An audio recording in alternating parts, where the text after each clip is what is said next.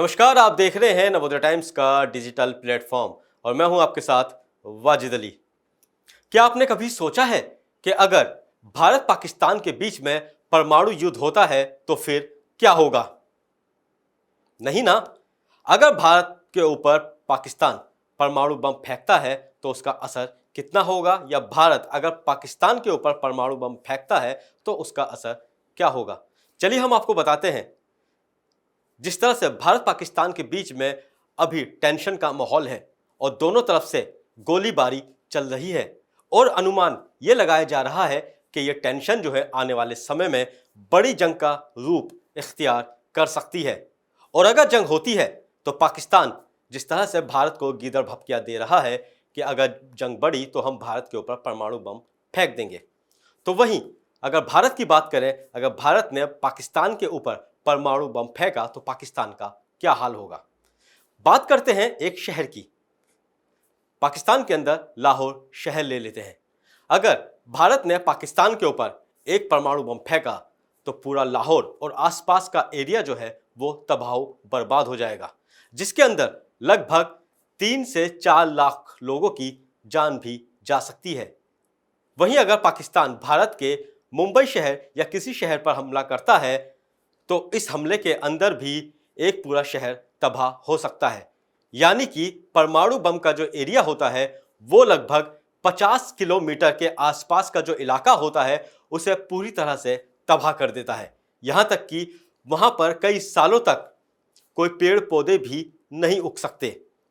लेकिन क्या कोई ऐसी टेक्निक है जो परमाणु बम को निष्क्रिय कर सकती है? तो हम कहेंगे कि भारत के पास ऐसी टेक्निक है कि अगर पाकिस्तान भारत के ऊपर परमाणु बम का हमला करने की सोचता भी है तो भारत उससे पहले ही उसे निष्क्रिय कर सकता है, जबकि पाकिस्तान के पास ऐसी कोई टेक्निक नहीं है। वो हमने अभी हाल के दिनों में जब पाकिस्तान और भारत की तरफ से गोलाबारी हो रही थी तो उसमें हमने देख लिया कि भारतीय सेना ने किस तरह से पाकिस्तान की तरफ से आ रही गोलाबारियों को आसमान में ही निष्क्रिय किया, निस्ते नाबूद किया। यानी कि भारत का जो डिफेंस सिस्टम है वो काफ़ी मजबूत है। पाकिस्तान के सांसद भी मान चुके हैं कि भारत के पास ऐसी टेक्नोलॉजी है जो उनके सारे हथियारों को तबाह बर्बाद कर सकती है, और वो भी सिर्फ आसमान के अंदर।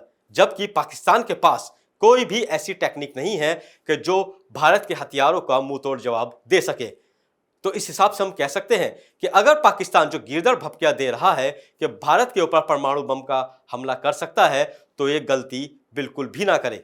उन्होंने कह दिया ना कि अगर हमारा पानी बंद करेंगे तो फिर जंग के लिए तैयार हो जाएं। ये जो गोरी, शाहीन, गजनवी, ये चौकों में सजाने के लिए नहीं हमने रखे हुए, ये हमने हिंदुस्तान के लिए रखे हैं बाबा। ये जो 130 एटॉमिक हमारे पास वेपन है वो हमने सिर्फ मॉडल बनाने के लिए नहीं रखे हुए, और आपको पता ही नहीं कि हमने पाकिस्तान के किस किस हिस्से में रखे हुए हैं। ये दुनिया भी जानती है, आप भी जानते हैं, वरना आप तो इतने मक्कार बनिए हैं कि अभी तक पाकिस्तान के ऊपर कई दफा हमलावर हो चुके होते। आपने बड़ी दफा कोशिश की, लेकिन जब आपको पता चला कि हमारे शाहीन जो है फिजाओं में आ गए हैं तो आप भाग गए। तो इसलिए मैं दोबारा दोहराने लगा हूं, ये जो बैलिस्टिक मिसाइल है, ये जो क्रूज मिसाइल है, ये जो शाहीन है, गौरी है, ये मैं फिर दोहराने लगा हूं, ये हमारे चौकों में नहीं है, ये हमारे बिल्कुल आप इनका रुख आपकी तरफ है और किसी की तरफ नहीं है। तो इसलिए ये सोचना भी ना कि आप पाकिस्तान की हदूद को क्रॉस करोगे, अगर सोचोगे भी तो उसका खमियाजा आपको भुगतना पड़ेगा। देखो, बात यह है कि हिंदुस्तान, हमारा देश और हमारे देश की सेना बहुत गंभीरता से तमाम चीजों को देखते हुए, मद्देनजर रखते हुए अपना काम कर रही है। और जिस प्रकार से सेना की इंफॉर्मेशन हमारे को आती है इधर उधर से की तैयारी है, मेरे को नहीं लगता कि कोई भी ताकत हिंदुस्तान को गिरा सकती है। अंत में मैं यही कहना चाहता हूं, कोई भी व्यक्ति जो है वो जंग के पक्ष में नहीं होता है, लेकिन कई बार मजबूरियां होती है। जिस प्रकार से पाकिस्तान का व्यवहार रहा, जिस प्रकार से उनको ये कहना चाहिए था कि इतना बड़ा जो अटैक हुआ है हिंदुस्तान के ऊपर, उसकी सहानुभूति जतानी चाहिए थी, माफी मांगनी चाहिए थी। उनको खुद ब खुद इनिशिएटिव लेना चाहिए था कि जो भी ठिकाने पाकिस्तान के अंदर ऐसे दलों के बने हुए उनके ऊपर खुद ब खुद कार्रवाई करता। ये हमने इतने दिन इंतजार करके हमें कार्रवाई करनी पड़ी। अगर हम इसी प्रकार से मूकदर्शक बन के देखते रहते तो कल को तो कोई भी उठता हमारे देश के ऊपर अटैक कर देता। ऐसा संभव नहीं है। आज भी हम ये चाहते हैं कि पाकिस्तान अपनी गलतियों से माफी मांगे। उल्टा इस प्रकार से हमारे जम्मू कश्मीर में और जैसलमेर में और फिरोजपुर में और अमृतसर में और पठानकोट में अटैक करने की बजाय उनको माफी मांगनी चाहिए और कहना चाहिए कि ये पाकिस्तान की गलती थी।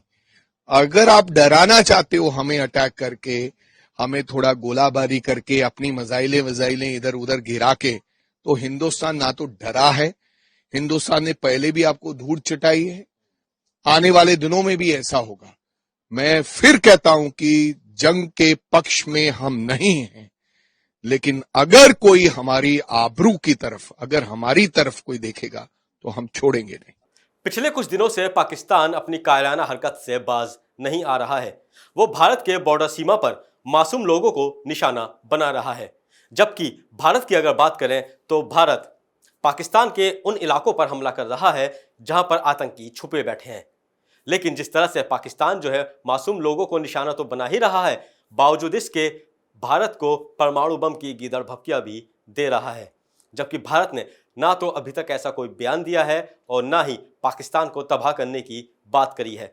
भारत अभी तक यही कह रहा है कि भारत पाकिस्तान के उन इलाकों पर हमला कर रहा है जहां पर आतंकी छुपे बैठे हैं, या फिर उन इलाकों पर जहां से भारत के ऊपर पाकिस्तान की तरफ से हमला हुआ है। लेकिन ये हमले कब तक होते रहेंगे, ये तो बात की बात है। लेकिन जिस तरह से पाकिस्तान भारत को गीदड़ भपकियां दे रहा है परमाणु बम की, तो पाकिस्तान ये जान ले कि भारत ने अगर एक परमाणु बम जो है पाकिस्तान के ऊपर मार दिया तो पूरा पाकिस्तान जो है तबाह बर्बाद हो जाएगा। क्योंकि पाकिस्तान का जो ज़मीन का क्षेत्रफल है वो हमारे उत्तर प्रदेश की जो ज़मीन है उसके बराबर भी नहीं है। और आबादी की बात करें तो आबादी पाकिस्तान की लगभग 20 से 22 करोड़ है, जो कि एक ही परमाणु बम से पूरा पाकिस्तान तबाह हो सकता है। ऐसी खबरों के लिए आप देखते रहिए नवोदय टाइम्स।